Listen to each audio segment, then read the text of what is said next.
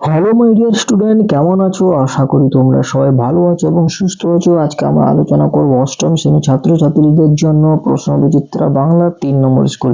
এর আগে আমরা 1 নম্বর এবং 2 নম্বর স্কুল আলোচনা করেছি। যারা দেখোনি তারা প্লেলিস্টটিকে দেখে নাও। আজকে আমাদের আলোচনার বিষয় হচ্ছে 3 নম্বর স্কুল।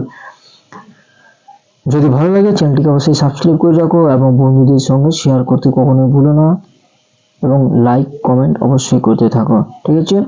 তো দেখো, প্রথমে 3 নম্বর স্কুল আমরা দেখি। প্রথমে শূন্যস্থান রয়েছে, সঠিক উত্তরটি বেছে নিয়ে লিখো। ড্যাশ সঙ্গে বিবাদ করে নিজের পায়ে কুড়ুল মারো। শূন্যস্থানে কি বসবে? নিজের, বিধির, না বন্ধুর, না কৃষকের? এটি আমরা আলোচনা করছি 3 নম্বর স্কুল।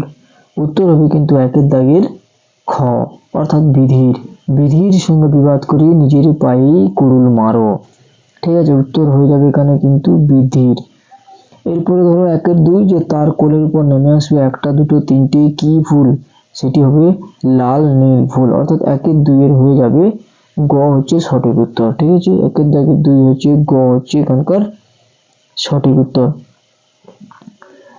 এরপরে 3 দেখো, এক ড্যাশ পটমণ্ডপ দ্বারা উপস্থিত হয়ে আশ্রয় প্রার্থনা করলেন। শূন্যস্থানে কি বসবে? এখানে হচ্ছে আরব সেনাপতির, অর্থাৎ 1-3 হয়ে যাবে খ। তারপর ধরো 1-4, বেড়ে আচারটা করেছিল ড্যাশ দিদিমা। এখানে হাবুলের দিদিমা, ক্যাবলার দিদিমা, টেনিদার দিদিমা, না পেলার? এখানে বেড়ে আচারটা করেছিল কার দিদিমা হয়ে যাবে? এখানে উত্তরটা তোমরা লিখে নাও, এটা হবে হাবুলের দিদিমা।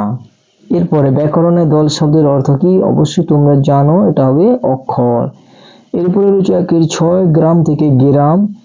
এক্ষেত্রে ঘটেছে আদি স্বরাগম, আদি ব্যঞ্জনাগম, মধ্য ব্যঞ্জনাগম, না মধ্য স্বরাগম? গ্রাম থেকে গেরাম, 1-6, অর্থাৎ এখানে হয়ে যাবে কিন্তু মধ্য স্বরাগম, অর্থাৎ ঘ হবে সঠিক উত্তর। এরপর হচ্ছে 1-7, রিক্সা থেকে রিস্কা। এক্ষেত্রে হয়ে যাবে এখানে কিন্তু ধ্বনি বিপর্যয়, অর্থাৎ উত্তর হয়ে যাবে খ। 1-8, সত্য থেকে সত্য। এক্ষেত্রে ঘটেছে অপিনীতি, অবিশ্রুতি, স্বরসঙ্গতি, না ব্যঞ্জন সংগতি? সত্য থেকে সত্য, এক্ষেত্রে কোনটা হবে? এক্ষেত্রে হয়ে যাবে ক, অর্থাৎ অপিনীতি, ঠিক আছে? এরপরে আমরা যাব 2-এর দাগে। 2-1 আমরা দেখে নিব কি রয়েছে। দেখো, প্রথমে প্রশ্ন রয়েছে যে প্রান্তরে কার হাহাকার শোনা যাচ্ছে? প্রান্তরে কার হাহাকার শোনা যাচ্ছে? উত্তরটা দেখে নাও। এখানে রয়েছে যে প্রান্তরে যে শুকনো হাওয়ার হাহাকার শোনা যাচ্ছে। এরপরে 2-2, ইচ্ছে হলেই চড়ুই পাখি কোথায় চলে যেতে পারে? উত্তর দেখো, যে ইচ্ছে হলেই চড়ুই পাখি এ পাড়ায় ও পাড়ায় পালিদের বসেদের বাড়ি চলে যেতে পারে।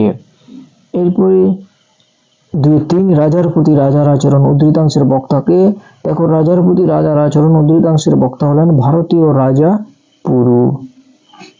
এরপরে 2-4, যে এই কাব্য অদ্ভুত রকম জনপ্রিয় হয়ে উঠেছে, কোন কাব্যের কথা বলা হয়েছে?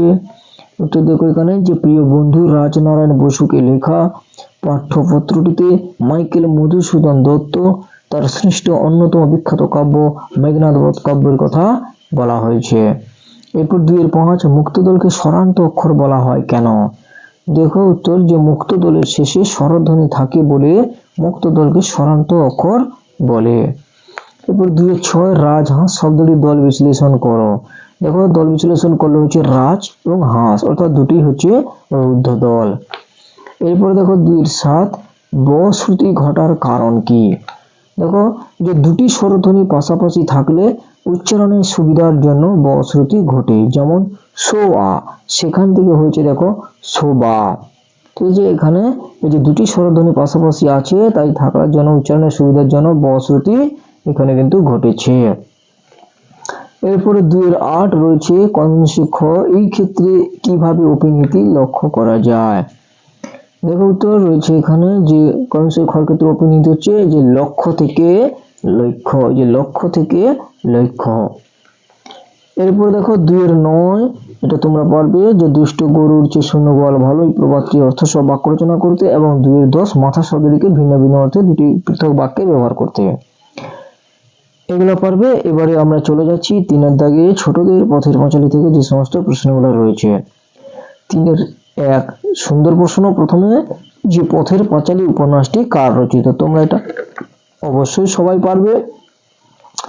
দেখো রয়েছে পথের পাঁচালী উপন্যাসটি বিভূতিভূষণ বন্দ্যোপাধ্যায় রচিত।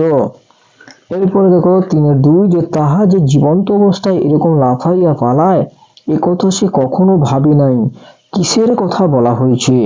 3-2 দেখো উত্তর রয়েছে যেটা যে বালক বর্ণ পরিচয়ে ক্ষয়ে খরগোশের ছবি দেখেছে, কিন্তু এটি যে জীবন্ত অবস্থায় এরকম লাফাইয়া পালায় এ কথা সে কখনো ভাবে নাই। এরপরে 3-3 একটু তেল আর নুন নিয়ে আসতে পারিস? তেল আর নুন কি কাজে লাগবে?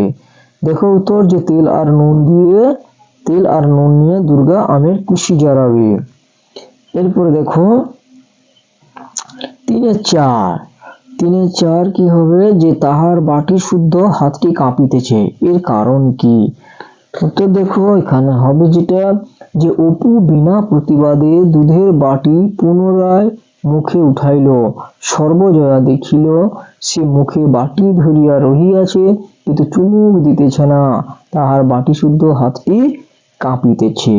তাহলে এইগুলি হচ্ছে আজকের আমাদের আলোচনার বিষয় এবং আমরা এটা শেষ করলাম 3 নম্বর স্কুল। আর কয়েকটি স্কুল আছে, আমরা খুব তাড়াতাড়ি এটি শেষ করে দেব।